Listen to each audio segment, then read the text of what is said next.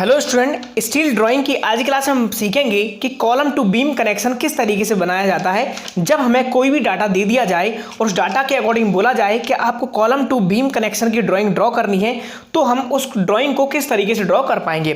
जैसा कि आप क्वेश्चन में देख पा रहे हैं कि हमें बोला गया है कि draw the elevation and side view of column to beam connection as per given data. तो सबसे पहले हम ये देख लेते हैं कि कॉलम टू बीम कनेक्शन हम की जो ड्राइंग हमारी बनेगी उसमें हमारा किस तरीके से हम अरेंज करते हैं। तो देखें, आप देख पा रहे हैं यहाँ पर एक डायग्राम। इस डायग्राम में आप देखें कि जो ये पार्ट है हमारा, ये वाला जो पूरा पार्ट जो हमारा वर्टिकल कंडीशन में यहाँ पर हमें देखने को मिल रहा है, ये पार्ट हमारा है कॉलम। अब इस पार्ट के साथ में ये जो पार्ट हमारा लगा हुआ है, ये है बीम नंबर 1 और ये हमारी है बीम नंबर 2। तो अब देखें, हमें कुछ इस तरीके से ये हमारा 3D पिक्चर हमें दिखाई दे रही है कॉलम टू बीम कनेक्शन की।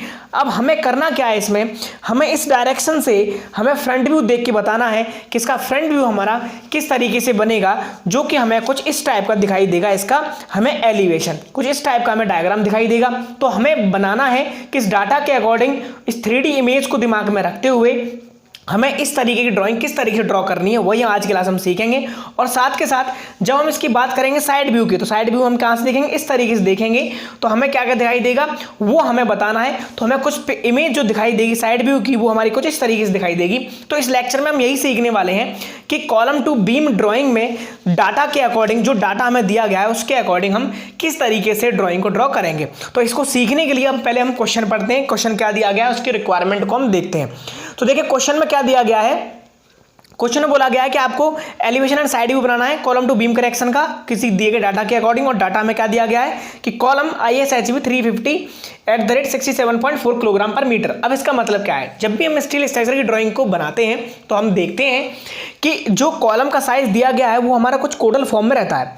अब कोडल फॉर्म में हमारा किस तरीके से, देखें इसका मतलब क्या है। इसका मतलब ये है कि जब आपको इस तरीके से डाटा दिया जाएगा तो आपको पेपर में एक स्टील टेबल भी प्रोवाइड की जाएगी और स्टील टेबल की मदद से आप क्या करेंगे, इस कॉलम का thickness of web, depth of हमारी बीम और विड्थ ऑफ जो हमारी फ्लैंज वगैरह, हम जो भी डाटा लेंगे, जैसे कि मैं अभी आपको बताता हूं कि जैसे आप देख पा रहे हैं यहाँ पर मैंने बताया आपको ये कॉलम है। तो इस कॉलम की हमारी ये जो चौड़ाई है, ये हमारी क्या है, फ्लैंज की चौड़ाई B।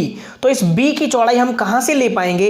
इसी तरह से ये जो हमारी फ्लैंज है, इसकी थिकनेस ऑफ फ्लैंज TF। तो TF कैसे डिसाइड करेंगे, या हम बात करें इस कॉलम की डेप्थ D, तो हम किस तरीके से डिसाइड करेंगे। इस सब चीज़ों को पता करने के लिए इस कोड की मदद से हम स्टील टेबल से वो डाटा हम फाउंड करेंगे। तो सुने जरा ध्यान से किस तरीके से करें। तो आपको क्या करना है, स्टील टेबल में जाना है और स्टील टेबल में जो ISHB 350 है, तो 350 तो हो गई उसकी डेप्थ और एट द रेट 1 मीटर का जो वेट है वो हमारा है 67.4 मीटर। तो इस वेट और डेप्थ के अकॉर्डिंग आपको क्या लेना है, इसका डाटा लेना है। तो जैसा कि मैंने डाटा यहाँ पर लिया हुआ है, इसमें आप देखें, इसमें अगर आप देख पाएंगे तो आपको ये देखने को मिलेगा। देखें जरा, आप यहाँ पर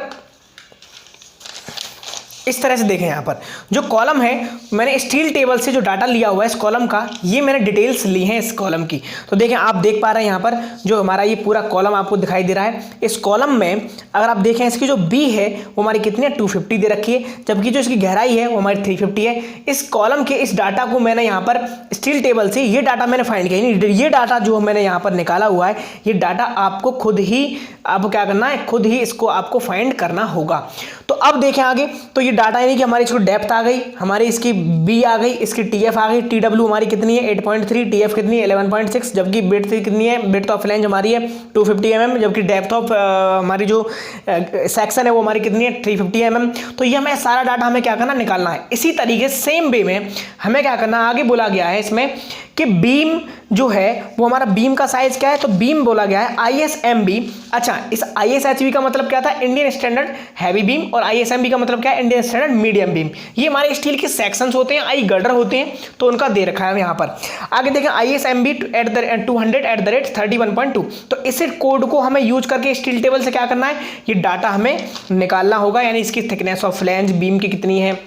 या फिर अगर हम बात करें इस डाटा को, आप देखें जरा, मैंने यहाँ पर ये भी मैंने यहाँ पर फाइंड किया हुआ है। तो आप देखें जरा यहाँ पर कि इस बीम का जो ISMB 200 @ 31.2 किलोग्राम पर मीटर है, इसका हमें डाटा क्या देखने को मिला कि इस बीम की जो हमारी डेप्थ है वो है 200 mm, जबकि इसकी विड्थ है 100 mm और इसका जो TF है वो हमारा 10.8 और जो इसकी TW है हमारी कितनी है 5.7। तो इस तरीके से हमें इसकी सारा डाटा देखने को मिला जो कि हमारी इस तरीके की बीम हमें देखने को मिल रही है। तो अब देखें यहाँ पर, अब इसको हम क्या करेंगे, इसको ड्रॉ करना है।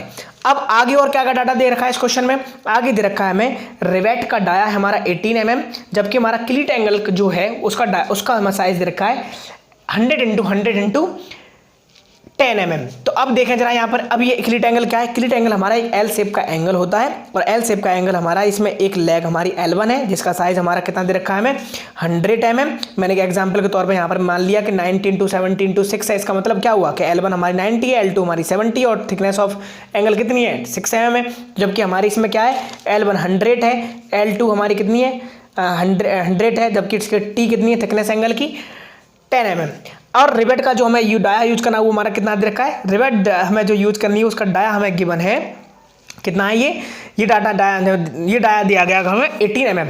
तो अब इन सारा डाटा के अकॉर्डिंग अब हमें इसका बनाना है, इमेज बनानी है। तो इमेज बनाने के लिए क्या करेंगे, तो देखें इस लेक्चर को, पिछला जो लेक्चर था वो मेरा थोड़ा सा ठीक अपलोड नहीं हो पाया तो इसकी वजह से मैं उसको डिलीट कर दे रहा हूँ। इस लेक्चर को आप देखें और उसके बाद अब जस्ट अगले लेक्चर पे आए और उस लेक्चर में आपको बताता हूँ कि किस ड्राइंग को किस तरीके से ड्रॉ करेंगे। अगले पार्ट को आप देखें।